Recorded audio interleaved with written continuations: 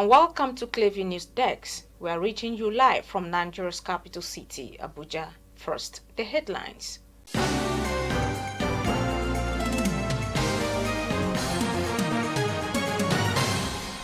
Nigerian Labour Congress (NLC) threatens to shut down the economy if the Nigerian police arrest the Congress president, Comrade Joe Ajaero. Colleagues and the electoral community in shock as Ogun State's resident electoral commissioner of the Independent National Electoral Commission slumps and dies in Abuja. Delta State Police Command foils attempt by gang of kidnappers to abduct students of Delta State Polytechnic, Okara.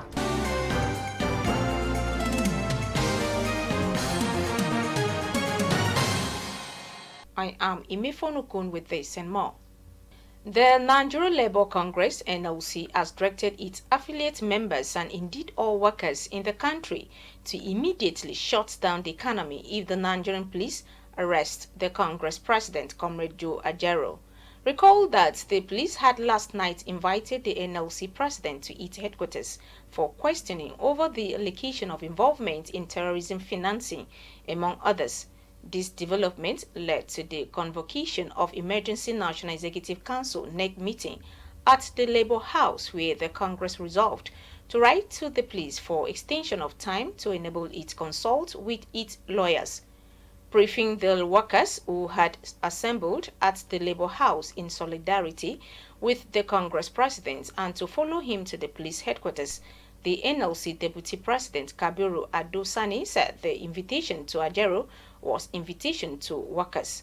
According to him, at the end of the meeting, a resolution was reached, part of which is that as a committed labor center, they have agreed to abide by the rule of law and do due process.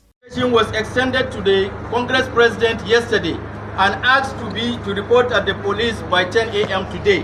So we are already working with our lawyers to look for extension of time. But this does not legitimize the charges by the Nigerian police to the Congress leadership. And secondly, we resolve that in an event our Congress President was arrested or detained at any moment, we put our affiliate on red alert to mobilize our membership across the country, that all workers in this country should down-tool their services. Yes, immediately. This organization belongs to all of us. Yes. Therefore, we should do everything possible to safeguard the sanctity of this organization. Yeah. We therefore thank you very much, and you should be calm and wait for further directives by our leadership. Whatever happens, we will communicate to your leadership, and your leadership will communicate to you. So we urge you to remain calm and go back peacefully to your working place and await further directives. The Delta State Police Command has foiled an attempt by a gang of kidnappers to abduct students of Delta State Polytechnic, Okara area of the state. The students were having their graduation ceremony when the divisional police officer in charge of Okara Division received information that some suspected kidnappers had already perfected plans to abduct guests who must have come to attend the ceremony.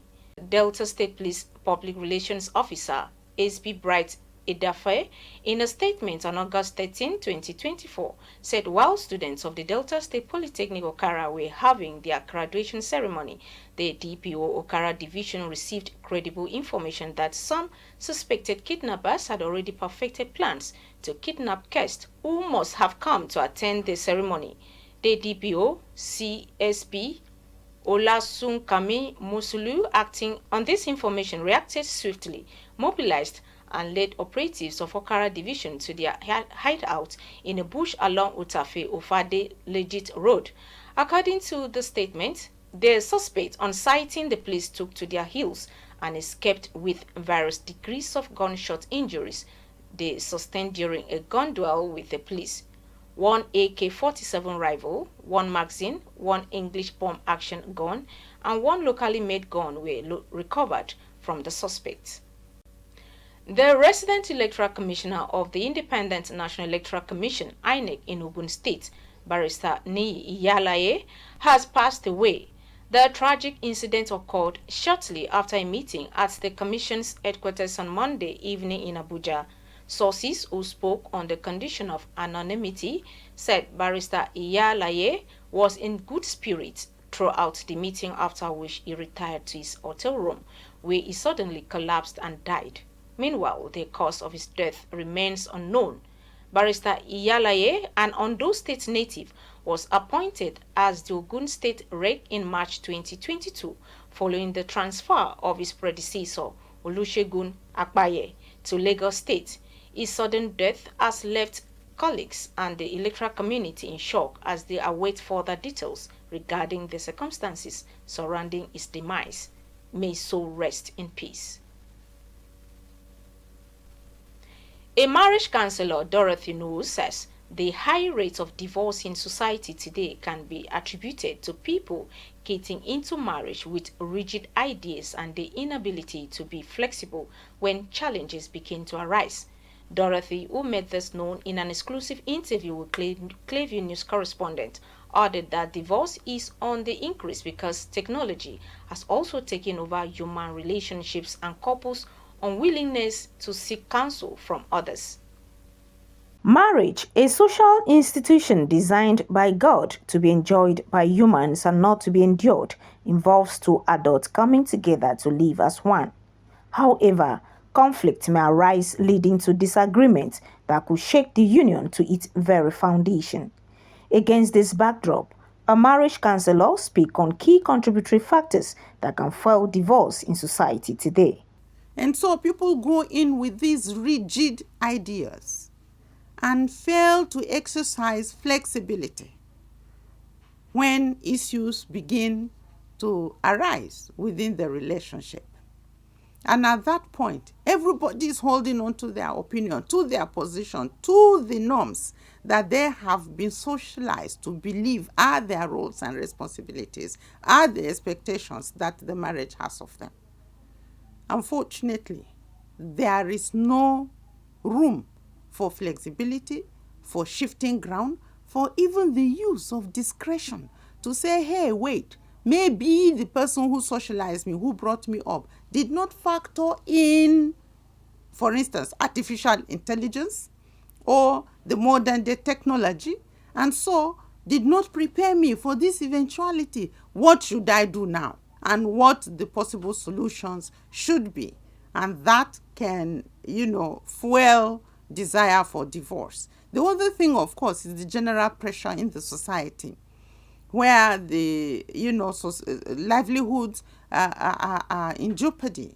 There is a lot of stress. There is a lot of demand. And the global world with the, modern day technology where we can read things on the internet, everybody is now a counselor. When in the olden days, people would have shame in their eye because they are looking at their mother-in-law or their uncle, who would scold them for not taking appropriate decisions. That is not there as much as there was before. And these are the factors that continue to play as far as increase in divorce is concerned. It is often said that the effects of divorce goes beyond just the couples. It extends to the children's future life and the society. To this end, marriage counselor advised couples not to take children along in the fight. So, if there is any disagreement happening between father and mother, it is essential for these disagreements to be addressed in a manner that does not pitch the children to choose where their loyalty should lie, either to the mother or to the father. What I'm saying is that we shouldn't take them along in our fight. They are not party to the relationship. They are not the husband, they are not the wife. And so we put the children in a situation of, emotional distress, and sometimes it degenerates to their, poor mental health. And it affects their social relationships, how they perform outside when they meet other people. It also may affect their education because they are having to struggle between the things that are, reeling into their head the fight that is always ongoing in the house. How the father is wanting to snatch the children from the woman, and how the woman is fighting to keep the children and fight over property. All of these things, they burden the children. They are still children, for goodness sake. Experts say a family is the bedrock of any society. A healthy family produces healthy and crime-free individuals in a society, while an unhealthy and unstable family produces an unstable and criminal-infiltrated society or community.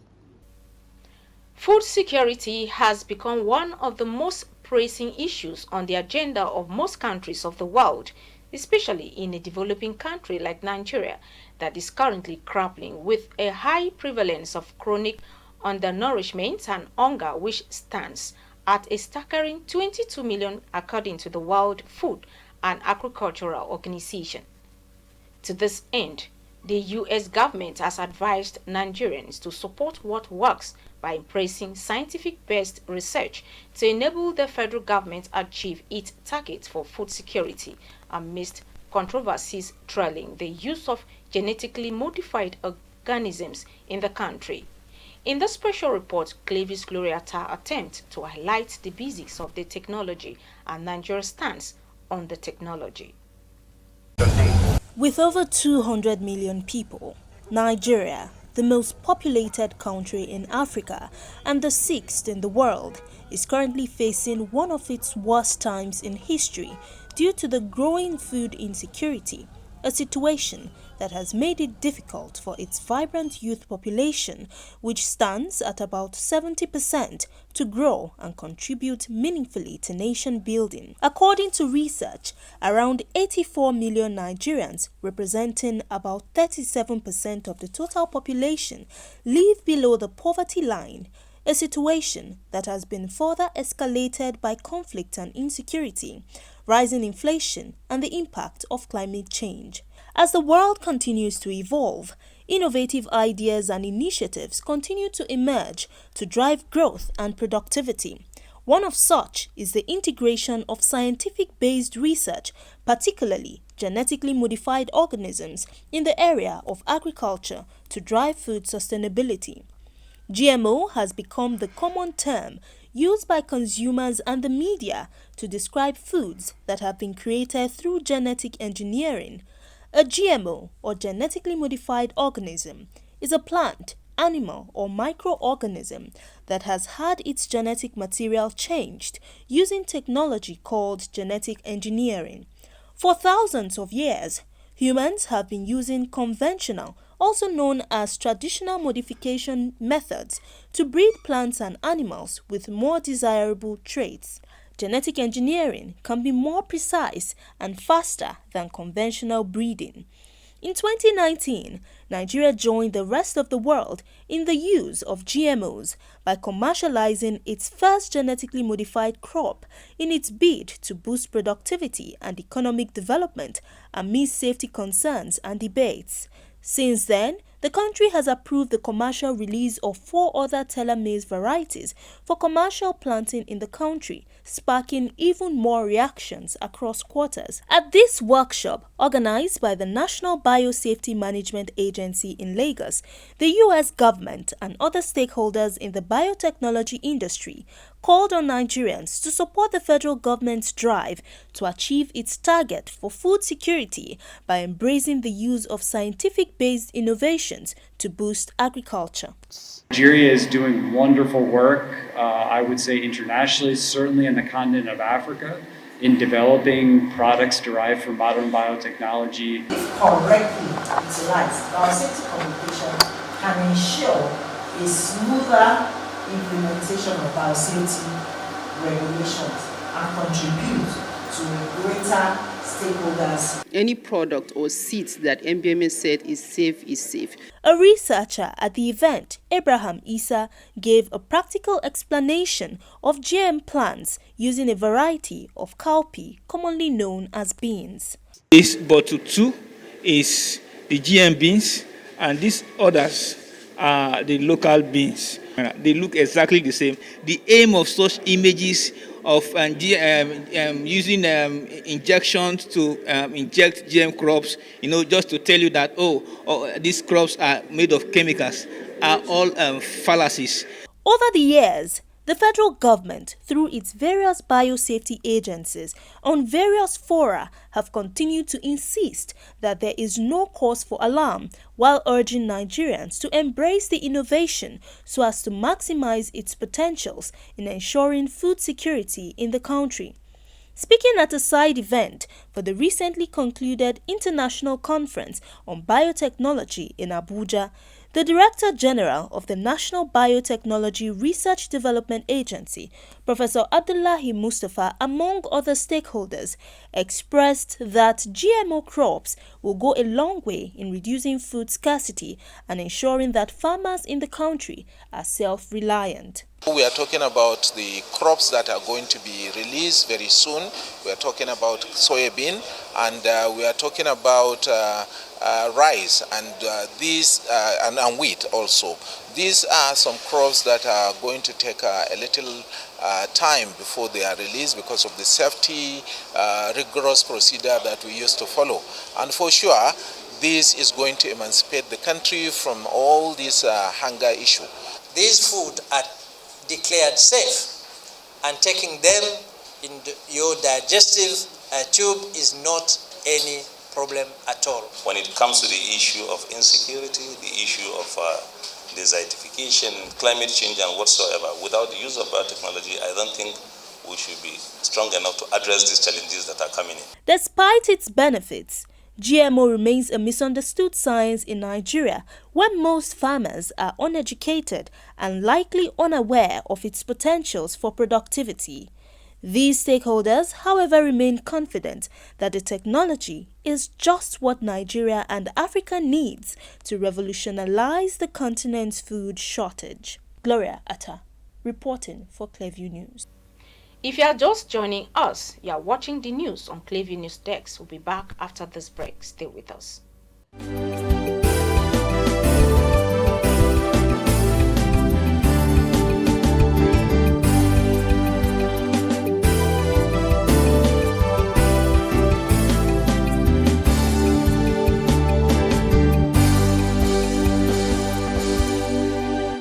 Welcome back. The Israeli army said this Tuesday it has retrieved the bodies of 6 hostages from Gaza's southern area of Khan Yunis in a joint operation with internal security. The military said in a statement that following intelligence and forensic analysis, the families of the dead hostages have been informed without giving details of the operation in Khan Yunis. Meanwhile, campaign group the Hostages and Missing Families Forum has said in a statement that the recovery of the bodies provides their families with necessary closure and grants internal rest to the murdered. The forum called on the Israeli government to ensure that the remaining hostages are also returned to Israel in a negotiated deal, adding that the Israeli government, with the assistance of mediators, must do everything in its power to finalize the deal currently on the table. And that's the news, but before we go, a recap of the top stories.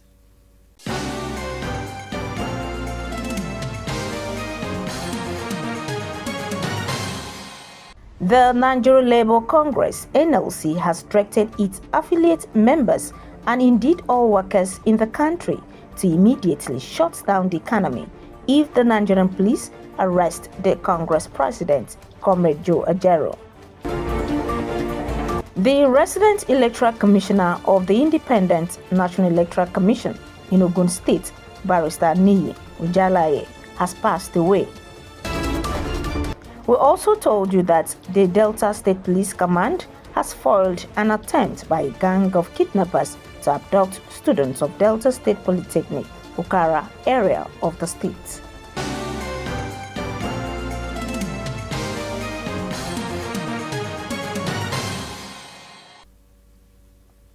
You can follow up on latest events and happenings around you via social media platforms on Facebook, Instagram, and YouTube at Clearview News Desk, or via handle on X, formerly known as Twitter, at Clearview Online.